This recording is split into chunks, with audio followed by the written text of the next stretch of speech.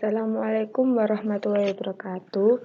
Kami dari kelompok 8 akan mempresentasikan sebuah materi dari mata kuliah Study of Al-Quran and Hadis yang berjudul Sejarah Perkembangan Ulumul Hadis. Disampaikan teman kita yaitu Amanda Puspita, Nur Amalia Umayyah, Nur Mazdatus Sholihah, dan Zilfinah Syad. Pertama yakni sejarah perkembangan ulumul hadis pada periode klasik, pertengahan, dan modern. Setelah terjadi fitnah di dalam kehidupan umat Islam, para sahabat mulai meminta keterangan orang-orang yang menyampaikan hadis atau kabar kepada mereka. Mereka menerima atau mengambil hadis dari orang-orang yang tetap berpegang keadaan sunnah Rasul SAW. Dan sebaliknya, mereka tidak mengambil hadis dari mereka para ahli bid'ah. Aktivitas para sahabat terhadap hadis Nabi SAW dan periwayatannya, maka dapat disimpulkan beberapa ketentuan umum yang diberlakukan dan dipatuhi oleh para sahabat, yaitu 1. Penyedikitan periwayatan hadis atau taklil riwayat dan pembahasannya untuk hal-hal yang diperlukan saja. Nomor 2. Ketelitian dalam periwayatan baik ketika menerima atau menyampaikan riwayat. Ketelitian dalam menerima riwayat juga dicontohkan oleh Umar ibnu Al-Khattab. 3. Kritik terhadap matan hadis atau naqad al-marwiyat. Kritik terhadap matan hadis ini dilakukan oleh para sahabat dengan cara membandingkannya dengan nas Al-Quran atau kaidah-kaidah dasar agama. Beberapa aktivitas tertentu dilakukan oleh para ulama hadis dalam rangka memelihara dan kemurnian hadis, yaitu seperti melakukan pembahasan terhadap sanad al-hadis serta penelitian terhadap keadaan setiap para perawi hadis, hal yang sebelumnya tidak pernah mereka lakukan. Nomor 2, melakukan perjalanan atau rilah dalam mencari sumber hadis agar dapat mendengar langsung dari perawi asalnya dan meneliti kebenaran riwayat tersebut melaluinya. Nomor 3, melakukan perbandingan antara riwayat seorang perawi dengan riwayat perawi lainnya yang lebih diskot dan terpercaya dalam rangka untuk mengetahui kedoifan hadis atau kepalsuan suatu hadis. 1. Masa Nabi Muhammad SAW. Pada masa Nabi masih hidup di tengah-tengah para sahabat hadis, tidak ada persoalan karena jika menghadapi suatu masalah untuk skeptis dalam suatu masalah, mereka langsung bertemu dengan beliau untuk mengecek kebenarannya. Pemalsuan hadis pun tidak pernah terjadi menurut pendapat ulama ahli hadis. Adapun pernyataan Ahmad Amin dalam Fajar al-Islam bahwa dimungkinkan terjadi adanya pemalsuan hadis pada masa Nabi masih hidup, hanya dugaan belaka, tidak disertai bukti dan memang tidak ada bukti yang mendukungnya. Pada masa Nabi tidak dinyatakan adanya ilmu hadis, tetapi para peneliti hadis memperhatikan adanya dasar-dasar dalam Al-Quran dan hadis Rasulullah SAW mengenai anjuran pemeriksaan berita yang datang dan perlunya persaksian yang adil. Rasulullah SAW menyuruh para sahabat untuk menulis ayat Al-Quran dan melarang menulis al-hadis. Hal itu dilakukan agar tidak terjadi pencampuran ayat Al-Quran dengan al-hadis. Masa sahabat. Setelah Rasulullah meninggal, kondisi sahabat sangat berhati-hati dalam meriwayatkan hadis karena konsentrasi mereka kepada Al-Quran yang baru dikodifikasikan pada masa Abu Bakar tahap awal dan masa Utsman tahap kedua. Masa ini terkenal dengan masa taklil ar-riwayah atau pembatasan periwayatan. Para sahabat tidak meriwayatkan hadis kecuali disertai dengan saksi dan bersumpah bahwa hadis yang ia riwayatkan benar-benar dari Rasulullah. Pada masa awal Islam, belum diperlukan sanad dalam periwayatan hadis karena orang-orangnya masih jujur, saling mempercayai satu sama lain.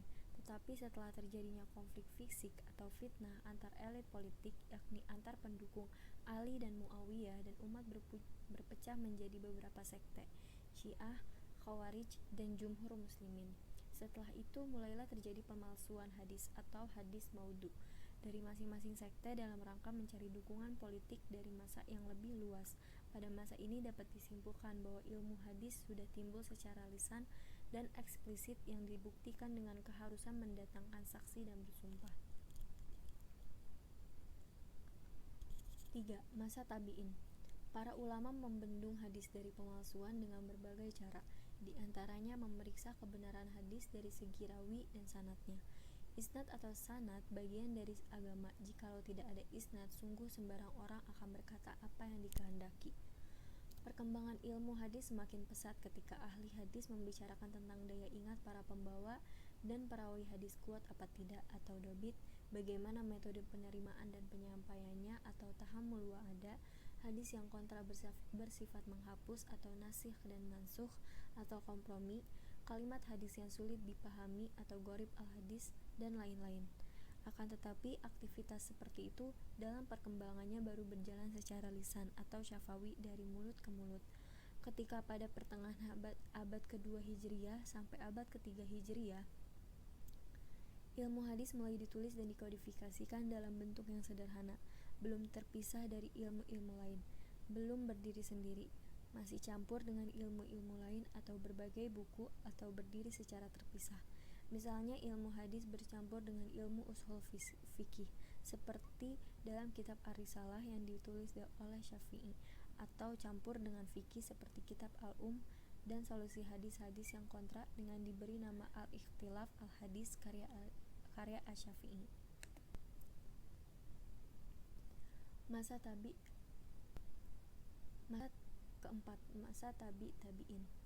Sesuai dengan pesatnya perkembangan kodifikasi hadis yang disebut pada masa kejayaan atau keemasan hadis, yaitu pada abad ketiga Hijriah, perkembangan penulisan ilmu hadis juga pesat, karena perkembangan keduanya secara beriringan. Namun penulisan ilmu hadis masih terpisah-pisah, belum menyatu dan menjadi ilmu yang berdiri sendiri. Ia masih dalam bentuk bab-bab saja. Banyak sekali kitab-kitab ilmu hadis yang ditulis oleh para ulama abad ketiga Hijriah ini. Namun buku-buku tersebut belum berdiri sendiri sebagai ilmu hadis. Ia hanya terdiri dari bab-bab saja.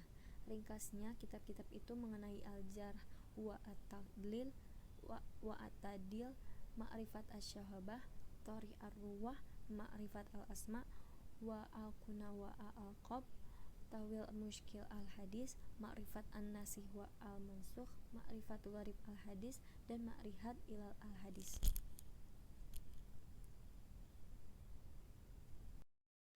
5. Masa setelah tabi'in abad keempat Hijriah. Perkembangan ilmu hadis mencapai puncak kematangan dan berdiri sendiri pada abad keempat Hijriah, yang mana merupakan penggabungan dan penyempurnaan berbagai ilmu yang berkembang pada abad-abad sebelumnya secara terpisah dan berserakan. Al-Qadi Abu Muhammad Al-Hasan bin Abdurrahman bin Khalid Ar-Ramah-Hurmuzi, orang pertama kali memunculkan ilmu hadis yang paripurna dan berdiri sendiri dalam karyanya Al-Muhadits Al-Fasil Bain Ar-Rawi wal Al-Wa'i.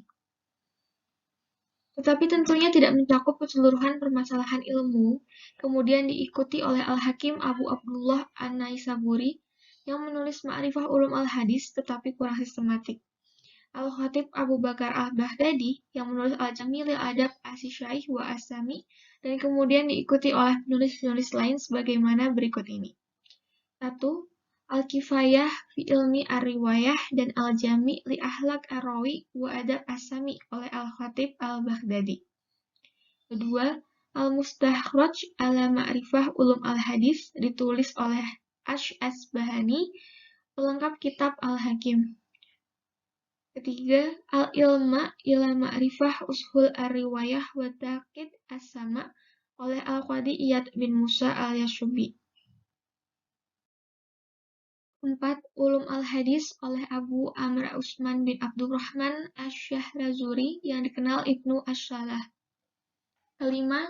Nazm ad-Durar fi Ilmi Al-Asar oleh Zainuddin Abdurrahim bin Al-Husain Al-Iraqi. Yang 6. Nukhbat Al-Fikar fi Mustalah Al-Asar oleh Ibnu Hajar Al-Asqalani. Yang 7. Fat al-Mughith fi Syarh Alfiyah al-Hadis oleh As-Sakhawi. Yang ke-8. Al-Manzumah al-Baiquniyah oleh Umar bin Muhammad al-Baiquni. Yang ke-9. Qawaid at-Tahdits oleh Muhammad Jamaluddin al-Qasimi, dan lain-lain. Selanjutnya, yang ke-6, masa pembaruan pemikiran hadis abad ke-10 Hijriah. Abad 10 Hijriyah adalah abad kemunduran atau kemandegan dalam sejarah hadis dan ilmu hadis secara bebarengan. Keadaan ini terus berlanjut sampai pada tahun 1800 Masehi, ketika angin pembauran mulai bertiup dengan kencang yang membawa pengaruh besar pada berbagai disiplin ilmu keislaman. Secara garis besar, pembaruan pemikiran di bidang hadis perlu dilakukan karena dua faktor penting, yaitu faktor internal dan eksternal. Yang pertama, faktor internal dimaksudkan adalah faktor-faktor yang berkaitan dengan aspek kesejarahan atau historitas hadis dan ilmu hadis serta keragaman redaksi hadis. Lalu yang kedua, faktor eksternal dimaksudkan adalah faktor-faktor yang berkaitan dengan perkembangan ilmu pengetahuan dan teknologi serta kajian hadis di kalangan orientalis. Masa kebangkitan 1800 Masehi hingga sekarang. Proses ini atau periode ini terjadi pada pertengahan abad ke-14 Hijriah hingga sekarang, yang diantaranya ditandai hal-hal sebagai berikut. Pertama, munculnya sejumlah orientalis yang memiliki concern terhadap hadis dengan membangun teori-teori yang mendukungnya. Yang kedua, adanya berbagai upaya pembelaan para ulama hadis yang telah dilakukan oleh para orientalis melalui teori-teori yang dibangunnya.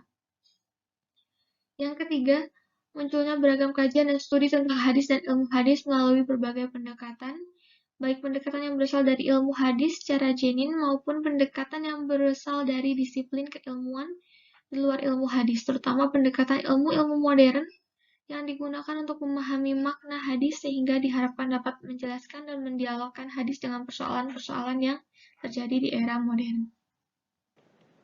Yang terakhir, kesimpulan. Sejarah pertumbuhan dan perkembangan hadis dan ulum al-hadis dari masa ke masa mengalami pasang surut. Pada dasarnya, ulumul hadis telah lahir sejak dimulainya periwayatan hadis di dalam Islam, terutama setelah Rasul SAW wafat.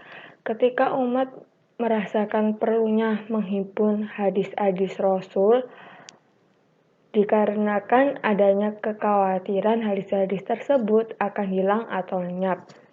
Pada masa para sahabat sangat berhati-hati dalam meriwayatkan hadis karena konsentrasi mereka kepada Al-Quran yang baru dikodifikasi pada masa Abu Bakar tahap awal dan masa Utsman tahap kedua. Pada masa sahabat ilmu hadis timbul secara lisan atau secara eksplisit. Pada masa tabi'in, ilmu hadis telah timbul secara terpisah dari ilmu-ilmu lain, tetapi belum menyatu. Sedangkan pada masa setelah tabi'in, ilmu hadis berdiri sendiri sebagai ilmu hadis. Sekian, terima kasih. Assalamualaikum warahmatullahi wabarakatuh.